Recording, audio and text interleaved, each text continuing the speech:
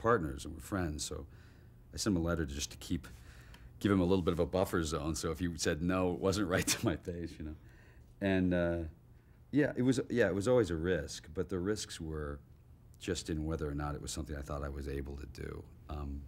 Because, you know, most of the time, actors, we get to work with a lot of safety nets around. You know, you get a lot of protection. You have jokes and you have action, you have things that sort of deflect vulnerability. And this is a film that was solely about vulnerability and was about grief. And those are really hard things to do. But, you know, look, if you're going to do it with Steven Soderbergh, you know. I'm past the point of going, okay, now I just have to have a hit or I have to do this.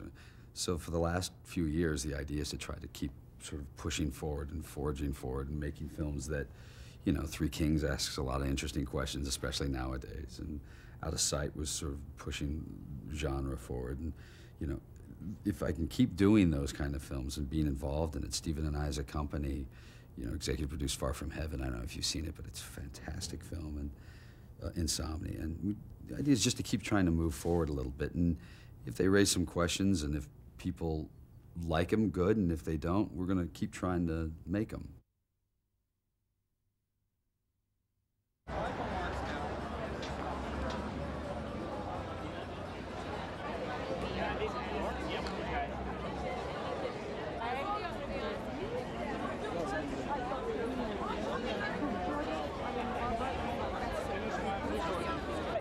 That you didn't know before. Don't do it.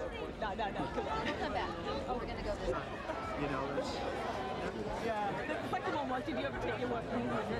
So, there you go. That's true. What does it mean to you to have this stellar cast and It's the best script I'd read in years. I was attached to it as an actor for about 5 years, and it just kept falling apart. And then the last time it fell apart, I just sort of jumped on and said, I think I can get it made, and it sort of required me to sort of grab it by the bootstraps. And what was your biggest challenge? Different directors, and I was just an actor in it. And finally, it sort of seemed like the only way it was going to get done was if I just, you know, Charlie's just the best writer out there. There's a great responsibility, more of a responsibility just to Chuck, because you want to treat him at least as, you want to treat him a little nicer than he treated himself in his own book. So.